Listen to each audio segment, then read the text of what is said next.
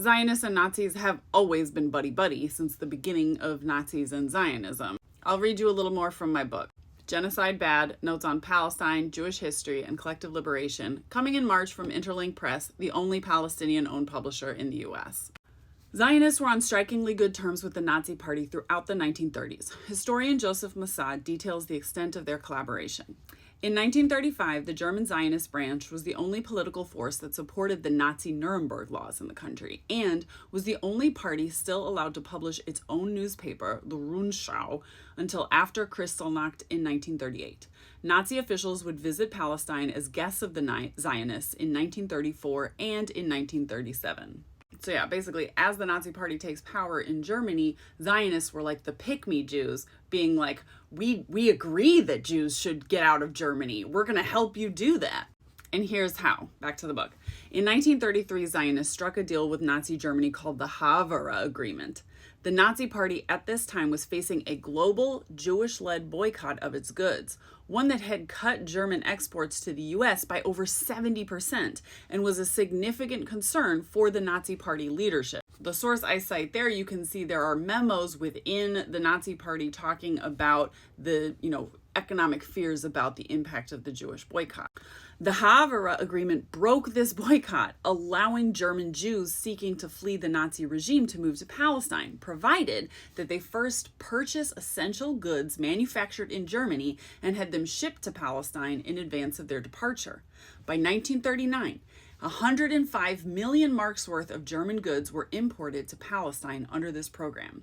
In today's US dollars, that's close to $800 million of Jewish wealth that was transferred into the Nazi-controlled German economy by the Haavara Agreement. Now here come all the Zionists in the comments ready to argue with me that the Haavara Agreement was a necessary evil. I've got an answer for you. Nowadays, Zionists justify Haavara and the breaking of the Jewish boycott as a necessary evil, motivated purely by a desire to help German Jews escape Hitler's clutches. But as Mossad points out, the idea that Zionists were so concerned with the fate of German Jews does not square with the facts that during Nazi rule, Jews from Britain and the United States were given priority by the Zionists over German Jews for immigration to Palestine. Indeed, 2/3 of German Jewish applicants to immigrate to Palestine were turned down by the Zionists, end quote. Granted, Zionists in Palestine could not have accepted everyone, even if they wanted to, as Palestine was still under the British mandate. Britain set quotas for immigration that became severely limited after 1936, when Britain sought to quell tensions between the influx of recently arrived Jewish European immigrants and Palestinians. However, throughout the 1930s, Zionists gave thousands of these limited slots away to applicants from the US and the UK. Those Western Jews were not in immediate danger of anti-Semitic violence the way Jews in Nazi Germany were. But they better met the Zionist criteria of young, able-bodied, Hebrew-speaking, and independently wealthy applicants, right? So everyone in the 1930s knows what the Nazi Party is up to and threatening Jews with in Germany. And in Palestine, the Brits say to the Zionists, okay, you can allow some Jews to enter, and you guys are in charge of picking who you want to come. And those Zionists in Palestine give away thousands of slots to Jews from the UK and the US who aren't in any danger of violence if they were young and Hebrew speaking and wealthy and better met those criteria, leaving the German Jews to twist in the wind, right? Okay, back to the book. Do many nation states to this day employ classist, eugenicist, and white supremacist immigration requirements? Of course. In 2018, Trump notoriously questioned why the U.S. should accept immigrants from shithole countries in Africa as he pursued policies of closing U.S. borders to anyone from the global south. Immigration policies that Democrats under Joe Biden continued.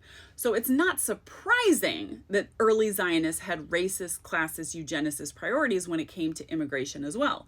But these features prove that they were more motivated by those concerns than by a desire to save all their Jewish brethren from the threat of Nazism. From there, I go on in the chapter to explain how Zionists schemed to destroy Jewish communities and safety in many different countries throughout the Middle East where Jews were coexisting peacefully with their Muslim neighbors.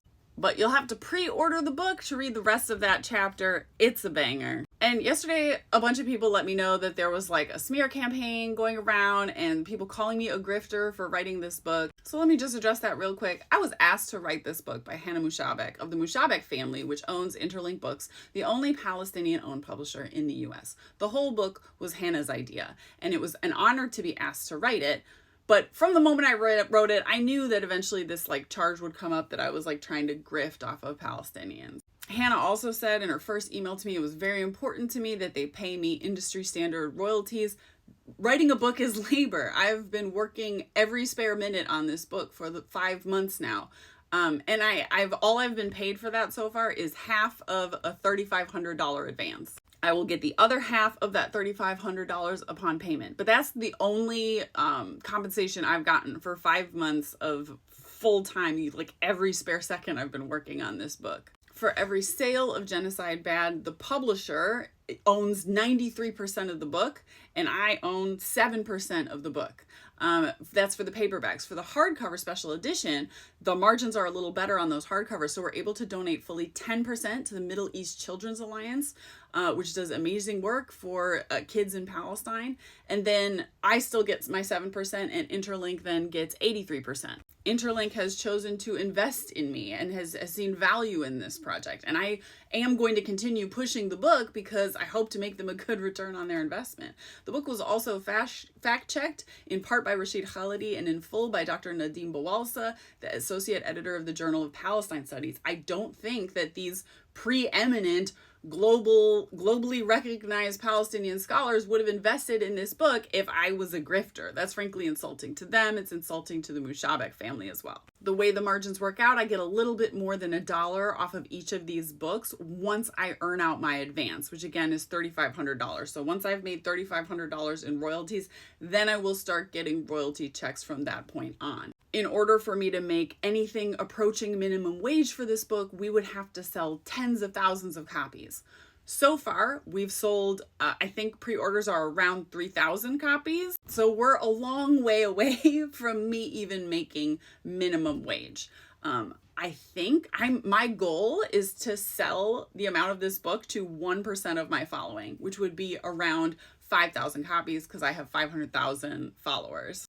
That would probably be enough to get us on some bestseller lists. Again, publishing is like not that many people buy books, guys. No one's making a lot of money off of publishing, especially not publishing scholarly books about Palestine. So again, because I get a little over $1 a book, if we sold 5,000 copies, which is my goal, then I would get a little less than $5,000 after taxes. And that's going to be for 5 months of intensive labor, writing and editing it. And then however many months I'm going to be making all the social media content, trying to get word of the book out there. So if I'm a grifter, I'm like the worst grifter in the world. Writing a scholarly book about Palestine has got to be one of the worst get-rich-quick schemes I can imagine. And people who are repeating this, that I'm a grifter, like, if you're trying to prevent people from stopping the book for that reason, like, for every book you prevent someone from buying, you're hurting me 7% of the sale of that book. You're hurting the publisher, which is Palestinian owned, 93% of the sale of that book. You know what I'm saying? So help me make Interlink a good return on their investment in me and pre-order Genocide Bad. You'll find links to do that anywhere in the world in my bio. This is Love Bookshop is a Black-owned independent bookstore in the UK that will ship it anywhere in the world. And there are other, at the second link in my bio where it says indie bookstores that will ship anywhere, you can find a bookstore closer to your region that may ship to you as well.